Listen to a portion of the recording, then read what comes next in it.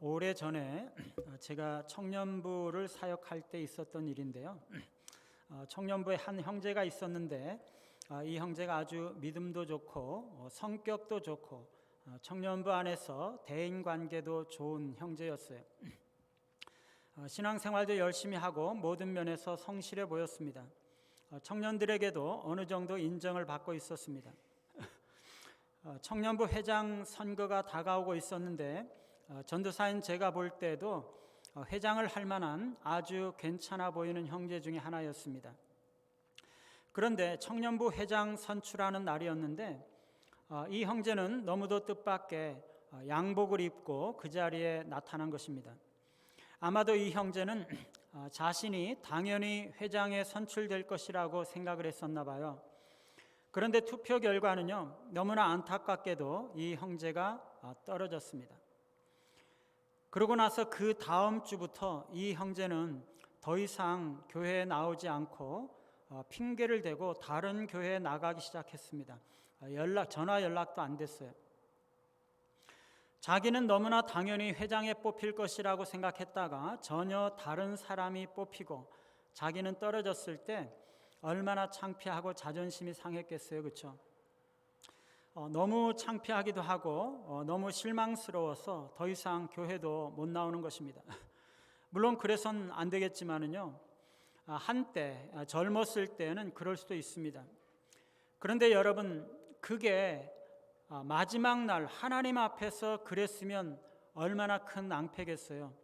평생에 자기는 정말 훌륭한 그리스도인이라고 생각하고 살아왔어요.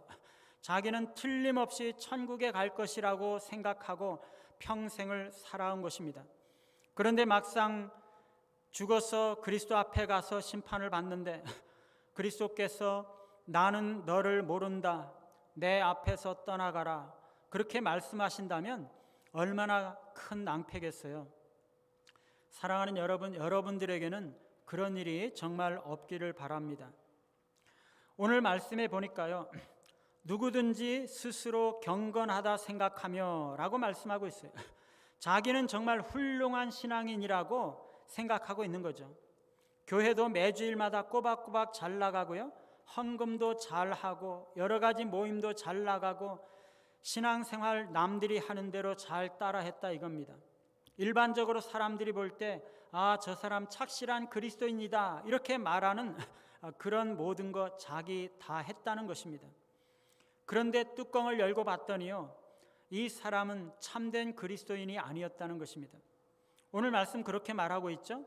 이 사람의 경건은 헛것이라. 자기 생각에는 내가 참으로 경건하다고 생각했는데 그 사람의 경건은 헛것이다. 다시 말하면 내 생각에는 내가 훌륭한 신앙인이다 라고 생각을 했는데 사실 따지고 보니까 그렇게 훌륭한 신앙이 아니었다는 것입니다. 여러분, 이게 정말 낭패가 아닐까요? 여러분, 어떤 사람이 정말 훌륭한 신앙을 가지고 있는 것일까요?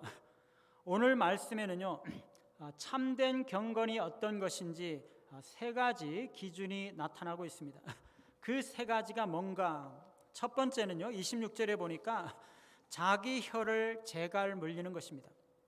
그리고 두 번째는 27절에 보면 하나님 아버지 앞에서 정결하고 더러움이 없는 경건은 곧 고아와 과부를 그 환난 중에 돌보고 라고 되어 있죠.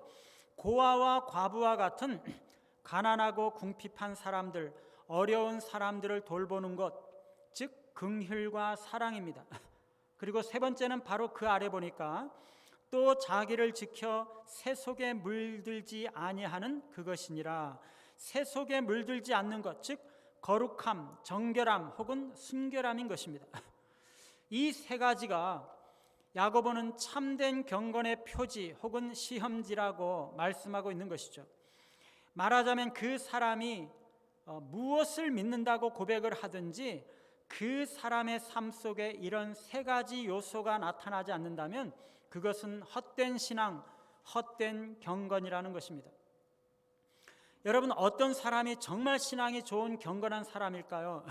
가장 경건한 사람은요, 가장 하나님을 닮은 사람일 것입니다. 하나님 아버지를 닮은 것이죠. 부전자전인 것입니다. 아들은요 그 아버지를 닮는 것이잖아요. 오늘 여기에 나타난 세 가지 요소는 하나님의 성품이기 때문에 하나님의 자녀들의 성품이 되어야 한다, 이렇게 말씀하고 있어요. 야고보서 1장 18절에 보면은요, 야고보가 야고보식으로 복음을 선포하고 있는데요, 하나님께서 진리의 말씀으로 우리를 낳으셨다, 그렇게 말씀하고 있어요. 하나님은 우리에게 선하신 뜻을 품으시고 우리를 낳으실 계획을 가지고 계셨던 거죠. 하나님은 특별히 우리에게 첫 열매가 되게 하려고 계획했습니다. 이것은 특별히 하나님을 위해서 거룩한 존재로 만들고자 하는 것입니다. 이게 우리의 새로운 출생인 것이죠. 그러고 나서 19절부터 25절까지 보면은요, 우리의 그 새 생명이 성장하는 과정을 묘사하고 있어요. 그것은요, 하나님의 말씀을 듣고 받고 행하는 것을 통해서 이루어진다, 이렇게 말씀하고 있어요. 그 결과가 26절, 27절에 나타나고 있는데 새 생명이 보여주는 특징들을 이야기를 하고 있는 것이죠. 그게 세 가지인데 아까 우리가 본 것입니다. 혀를 제어하는 것, 궁핍한 자들을 돌보는 것, 새 속에 물들지 않는 것, 이게 진정한 종교의 세 가지 표지라고 말씀하고 있는 것입니다. 이게 하나님 아버지를 닮은 것이라는 말입니다. 아까 18절에 보니까요, 하나님께서 자기의 뜻을 따라 우리를 낳으셨다고 말합니다. 말하자면 무력하고 비참하고 아무런 자격이 없는 죄에 빠진 그런 인간들에 대한 하나님의 자발적인 보살핌과 사랑이죠. 이거는요, 참된 신자들이 가져야 할 궁핍한 자들에 대한 보살핌과 대응이 되는 것이죠. 그리고 하나님은요, 우리를 낳으실 때 진리의 말씀으로 낳으셨잖아요. 따라서 참된 신자는요, 혀를 제어해야 되는 것이에요. 진리의 말씀, 하나님의 말씀과 신자가 하는 그 말이 서로 대응이 되는 것이죠. 세 번째로는요, 18절에 보니까 하나님은 우리에게 목적을 가지고 계셨는데 그것은 첫 열매가 되게 하시는 것이었어요. 첫 열매는 거룩한 존재라고 말씀을 드렸죠. 이거는요, 참된 신자의 새 속에 물들지 않는 거룩한 삶과 관계가 있는 것입니다. 하나님이 거룩하신 분이신 것처럼 하나님의 자녀들도 거룩해야 된다라고 말하고 있는 거죠. 진리의 말씀으로 우리를 낳으신, 즉 구원하신 하나님은요, 세 가지 특징을 가지고 있는데 그 세 가지 하나님 자신의 특징이 자신이 하나님의 자녀라고 주장하는 모든 사람들의 삶 속에 나타나기를 하나님은 바라신다는 것입니다. 우리가 하나님의 참된 자녀라면 우리에게 그 세 가지 특징들이 나타나야 되는 것이에요.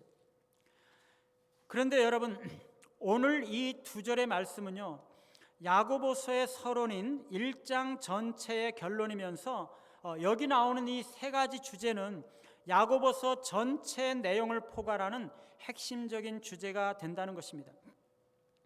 야고보서 전체 내용을 한꺼번에 파악하기 위해서 학자들은 문학적인 구조가 어떻게 되어 있느냐라는 것을 따지곤 합니다. 이게 좀 어려운 표현일 수 있는데요, 이 구조라는 것은 전체의 얼개를 말하는 것이잖아요. 염광교회당의 구조, 그러면 1층에는 뭐가 있고 2층에는 뭐가 있고 3층과 4층에는 뭐가 있고 여기는 예배실이고 여기는 본당이고 여기는 식당이고 여기가 휴게실이다, 이게 구조잖아요. 그 구조를 알아야 전체가 어떻게 되어 있는가 하는 것을 한꺼번에 알게 되는 것이죠.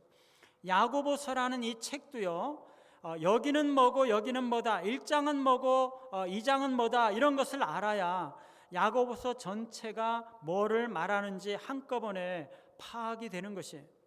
그게 문학적인 구조입니다. 제가 지금 이 야고보서의 문학적인 구조를 잠깐 설명을 하려고 하는데요, 어렵지 않습니다. 여러분, 구조하니까 굉장히 겁을 드시는 분이 계시는 것 같은데 조금만 주의를 기울이시고 설명을 들으시면요, 이해할 수 있어요. 한번 잘 들어보세요.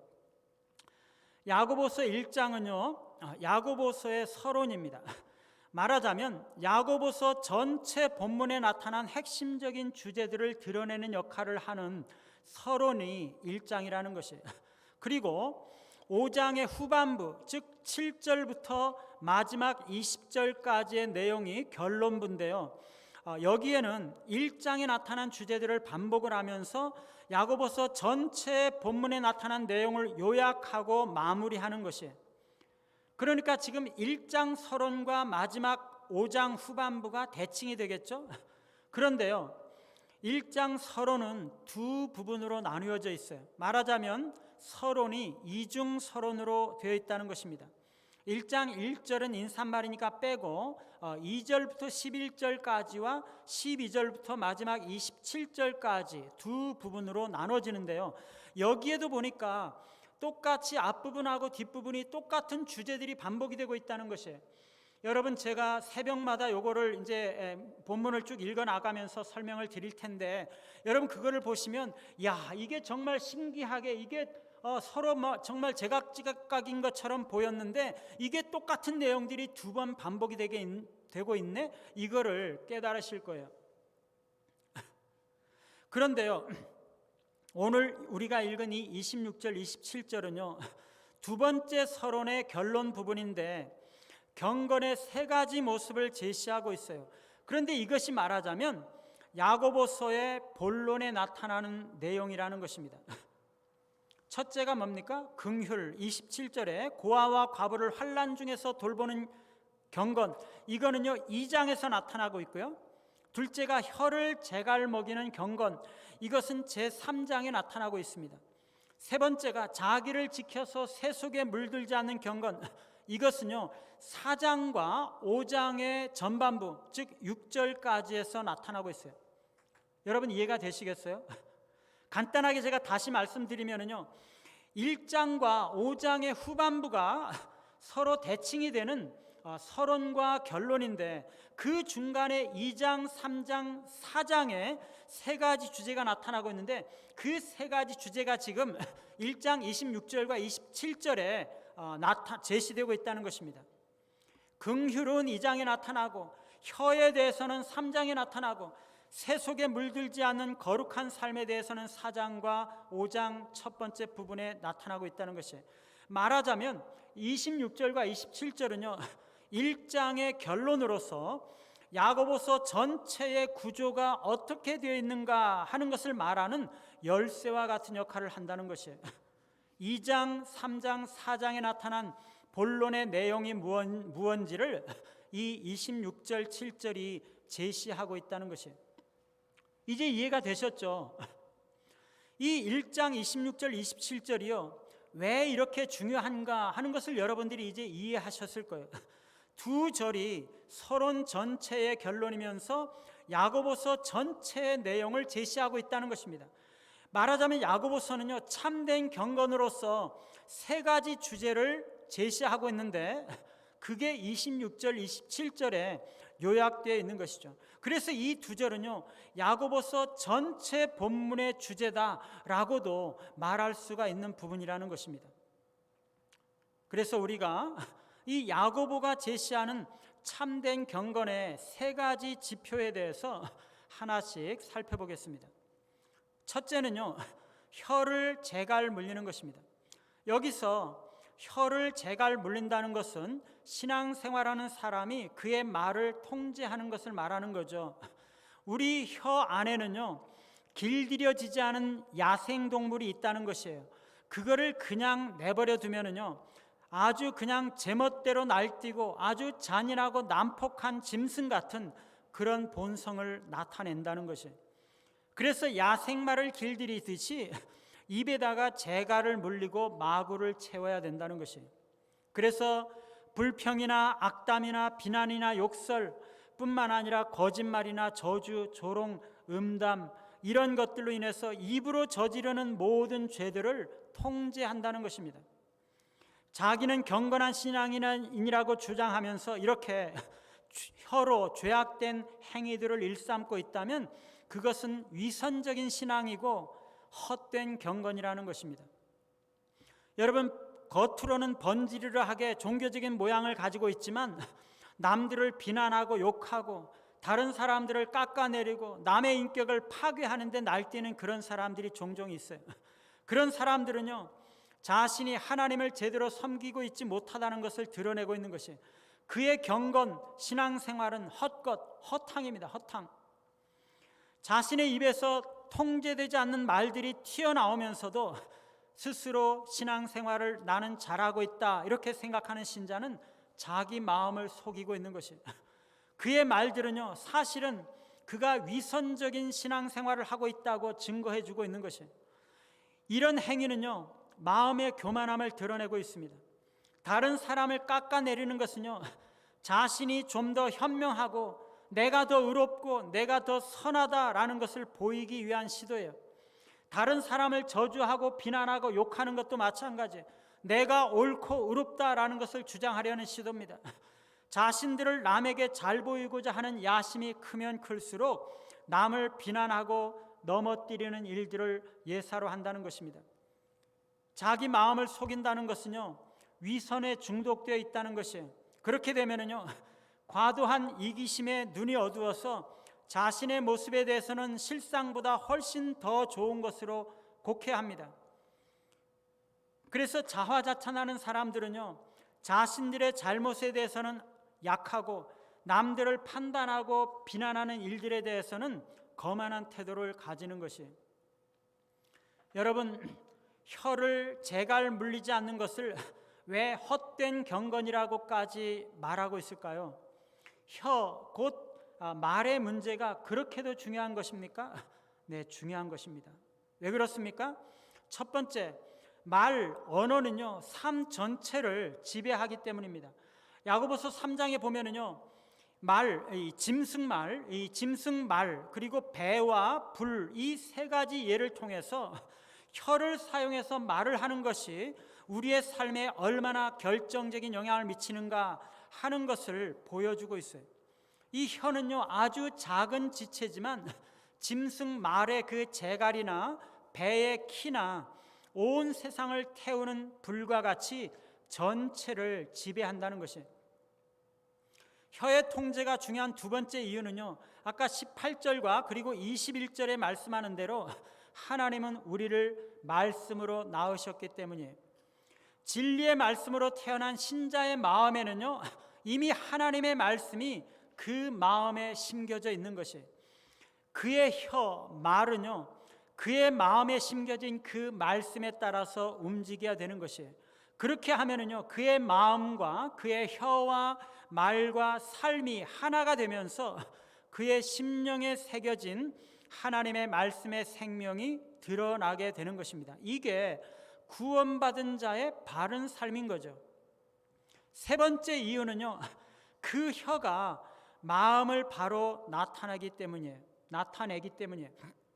마태복음 15장에 보면은요 예수님께서 입에 들어가는 것이 사람을 더럽게 하는 것이 아니라 입에서 나오는 그것이 사람을 더럽게 하는 것이니라 이렇게 말씀하셨어요. 입에서 나오는 것들은요 마음에서부터 나오는 것인데, 악한 생각과 살인과 간음과 음란과 도적질과 거짓 증거와 회방, 이런 것들이 마음에서 나와서 사람을 더럽게 한다 그렇게 말씀하셨어요. 이 혀는요 마음과 밀접하게 연결되어 있어서 마음의 상태를 겉으로 가장 잘 드러내 주는 것입니다. 고대의 한 철학자는요 말이란 겉으로 드러난 마음의 모습이다, 그리고 입은 마음 속에서 흘러넘치는 것을 말한다 그렇게 이야기했습니다. 혀와 마음은요 아주 긴밀하게 연결되어 있어서 혀는 우리의 마음속 가장 깊은 곳에서 우리가 어떠한 존재인가 하는 것을 드러내 준다는 것입니다.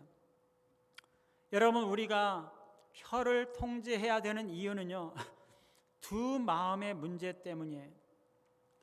야고보서 1장 첫 번째 서론에 보면은요 기도가 굉장히 중요하다는 것을 말씀하고 있어요. 내일 우리가 볼 텐데요, 여러분 거기서 보면 힘든데도 즉 고난을 받고 있는데도 기도하지 못하고 있는 이유가 뭐예요? 그것은요 우리 안에 두 마음이 있기 때문이에요. 이 사람은요, 기도하면서도 의심하는 거예요. 그래서 마치 바람에 밀려서 요동하는 바다 물결과 같이 모든 일에 정함이 없는 것입니다. 그러니 기도는 하는데 응답을 받지 못하는 거죠. 여러분, 여기서 두 마음이라는 것은요, 하나님께 기도하면서 다른 한편으로는 다른 생각, 다른 마음을 품고 있다는 것인데요. 그게 뭐죠? 무슨 생각이라는 것이에요? 네, 세상입니다. 세상. 이 마음 속에 세상이 들어와 있기 때문에 간절히 하나님 앞에 기도하지 못하는 것이에요. 한편으로는 하나님 앞에 기도하면서도 한편으로는 그 마음 속에 있는 세상에 마음을 빼앗기고 있는 것이에요. 그러니 우리 이리저리 마음이 흔들리면서 진실하고 간절하게 기도하지 못하는 것이에요. 그러니까 기도가 응답이 되지 않는 거죠. 두 마음을 품고 기도하는 것은요, 기도하지 않는 것이나 마찬가지예요. 여러분, 마찬가지로 우리 안에 세상이 들어와 있기 때문에 세상에 속한 말, 마귀에 속한 말들이 튀어나가는 것입니다. 야고보서 3장에 보면은요, 신자가 저주하는 말을 하는 것은 샘이 한 구멍으로 단물과 쓴물을 내는 것과 같다, 그렇게 말씀하세요. 말하자면 우리 안에 두 마음이 있다는 것이에요. 우리 안에 하나님을 사랑하는 마음과 세상을 사랑하는 마음이 있다. 세상이 있다는 것이에요. 세상이 우리 안에 가득 들어차 있다는 것이에요. 우리 안에 있는 그 세상으로부터 마귀는요, 우리 입을 통해서 악독한 것들을 뿜어내도록 그렇게 만들고 있다는 것이에요. 그래서 야고보서 3장 6절에 보면은요, 혀가 사르는 것이 지옥불에서 난다, 그렇게 말씀하고 있어요. 여러분, 그래서 우리가 혀를 제갈 먹여야 되는 것이에요. 그렇지 않으면은요, 지옥불이 나타나서 우리 입으로 지옥불이 나타나서 온 세상을 살라버리는 것이에요. 주변에 있는 모든 사람들과 온 세상을. 여러분, 우리가 우리 안에 있는 세상을 이겨야 하는 것입니다. 그래야 혀를 제갈 먹일 수 있는 것이에요. 여러분, 우리가 혀를 제갈 먹여야 세상을 이길 수가 있는 것이에요. 두 번째는요, 고아와 과부를 그 환난 중에 돌보는 긍휼과 사랑입니다. 예수님은요, 구약 율법의 한 축을 이웃 사랑이라고 요약하셨습니다. 참 경건에 대한 가장 중요한 부분은요, 가난한 자들과 슬픔을 당한 자들에게 동정과 사랑으로서 돌보는 것입니다. 하나님은 고아의 아버지시죠. 과부의 재판장이시세요. 그분은요, 가난하고 궁핍하고 연약한 자들에게 관심을 가지시고 돌보시는 분이세요. 하나님의 자녀들도 그렇게 해야 된다는 것입니다. 하나님은 세상 사람들에게 은혜와 사랑을 베푸시는 분이시기 때문에 그분의 자녀들도 동일하게 은혜와 사랑을 베푸는 삶을 살아가야 한다고 말씀하시는 것입니다. 우리가 궁핍한 사람, 불쌍한 사람에 대해서 관심을 가지고 희생적으로 그들을 돌보고 섬기고 있다면 우리는 하나님의 특성을 나타내고 있는 것이고, 우리가 하나님의 자녀라는 것을, 하나님 아버지의 자녀라는 것을 드러내고 있는 것이에요. 야고보서 2장에 보면은요, 믿음과 긍휼을 행하는 신앙의 문제를 다루고 있죠. 전반부에 보면은요, 사람을 차별하는 것에 대해서 말씀하고 있어요. 교회 안에 금가락지를 끼고 아름다운 옷을 입은 사람과 남루한 옷을 입은 가난한 사람이 들어올 때, 아름다운 옷을 입은 사람을 향해서는 여기 좋은 자리에 앉으십시오 라고 말하고, 가난한 사람에게는 그냥 거기 섰든지 내 발밑에 이쪽에 와서 앉으세요 이렇게 말하면 사람을 차별하고 악한 생각으로 사람을 판단하는 것이 아니냐, 그렇게 말씀하고 있어요. 여러분, 교회가요, 가난한 사람과 부자를 구별하고 빈부의 차이 때문에 그들을 차별하면 되겠습니까? 교회가요, 사장과 말단 사원을 그들의 지위 때문에 차별하면 되겠어요? 교회는요, 차별이 없는 곳이에요. 아무 차별이 없어요. 세상에서는요, 여러 가지 이유들로 차별이 있지만은요, 교회는 모든 세상적인 것들을 내려놓아야 되는 것이에요. 세상적인 지위, 세상적인 명예, 빈부 등 모든 것, 세상에 속한 모든 것이 하나님 나라에서는 결코 중요한 것이 아니에요. 교회는 그것을 보여줘야 되는 곳이에요. 차별은요, 긍휼을 베풀지 못하고 있다는 것을 말하는 것이에요. 그것은 세상적인 기준으로 행하는 것이에요. 주 안에서는 하나님의 법, 자유의 율법으로는 그렇게 하면 안 되죠. 그렇게 행하는 것이 아니라 세상적인 방법, 세상적인 기준으로 행하는 것이에요. 차별은. 2장 후반부에서는요, 행함이 없는 믿음은 죽은 것이라고 말씀하고 있죠. 그런데 여기서 행함이라는 것은 특별히 선행을 말하는 것입니다. 즉 형제나 자매가 헐벗고 일용할 양식이 없는데 그에게 평안히 가라, 덥게 하라, 배부르게 하라 말만 하고 그 몸에 쓸 것을 주지 않는다면 무슨 유익이 있으리요? 라고 야고보가 말하고 있다는 것이에요. 여러분, 먹을 것이 없어서 굶고 있는 자에게 말로만 좀 잘 먹고 다녀 이렇게 말한다고 그게 무슨 유익이 되겠어요? 우리 신자와 교회는요, 긍휼과 사랑을 실천해야 되는 거죠. 예컨대 선교라든가 구제라든가 전도, 봉사가 그런 일들이에요. 교회나 성도가 이기적이고 자기중심적이라면 긍휼과 사랑을 실천할 수가 없는 거죠. 우리 안에 세상이 들어와 있을 때는요, 세상적인 기준과 가치를 가지고 이기적이고 자기중심적이 되기 때문에 사람을 차별하거나 긍휼과 사랑을 실천하지 못하게 되는 것이에요. 긍휼과 사랑을 실천하는 것이 우리 안에 있는 세상을 이기는 길이라는 것입니다. 세 번째, 참된 신앙이란 세속에 물들지 않도록 자신을 지키는 삶이에요. 여기서 세속 혹은 세상은요, 영적으로 하나님께 반역적인 세상의 총체를 말하는 것입니다. 여러분, 이 세상은요, 끊임없이 우리의 눈과 귀와 생각과 상상력에 엄청난 공격을 가하고 우리의 가치관과 기준을 교활하게 잠식하고자 하는 것이에요. 그래서 우리로 하여금 끊임없이 세상으로 관심을 가지게 하고 세상 사람들과 다를 바 없는 삶을 살도록 유혹하고 있는 것이에요. 이 세상은요, 우리의 영혼을 더럽히고 해하기가 너무나 쉬워요. 우리가 그 안에 사는 것은 너무나 쉽지가 않습니다. 그러나 우리는 그 세상 속에 살아야 하고 세상에 물들어서 더럽혀져서는 안 된다는 것이에요. 우리가 참된 하나님의 자녀로 살아가는 것은요, 우리의 삶의 매 순간순간마다 세상과 온전히 구별되어서 하나님과 동행하면서 살아가는 것입니다. 그래서 순결하며 깨끗하며 인간적인 생각이나 세상의 불패에 물들지 않는 그러한 것이 참으로 경건한 것이라는 것입니다. 하나님은요, 우리를 첫 열매가 되게 하시려고 우리를 낳으셨어요. 첫 열매는 특별히 하나님의 것이고 하나님께 거룩하게 구별된 것을 말하는 것이에요. 따라서 야고보는요, 우리에게 세속에 물들지 말라고 권면하고 있는 것이에요. 하나님은요, 내가 거룩하니 너희도 거룩하라고 말씀하셨어요. 하나님께서 세상과 구별되시는 분이시기 때문에 우리도 세상과 구별되어야 한다고 말씀하고 계세요. 야고보서 4장에 보면은요, 세상과 벗된 것은 하나님과 원수된 것이라고 말씀하고 있습니다. 세상을 사랑하는 것은요, 간음하는 것이에요. 부나 재물이나 세상적인 명예나 지위나 그런 것들에 마음을 빼앗기고 그런 것들을 자랑하거나 부러워하는 것은요, 세상 마음속에 세상이 들어와서 차 있다는 것입니다. 그것은요, 간음하는 것이고 하나님과 원수되는 것이에요. 여러분, 교회도 얼마든지 세속적이 될 수 있고요, 세상 한복판에서도 얼마든지 우리가 경건하게 살아갈 수가 있어요.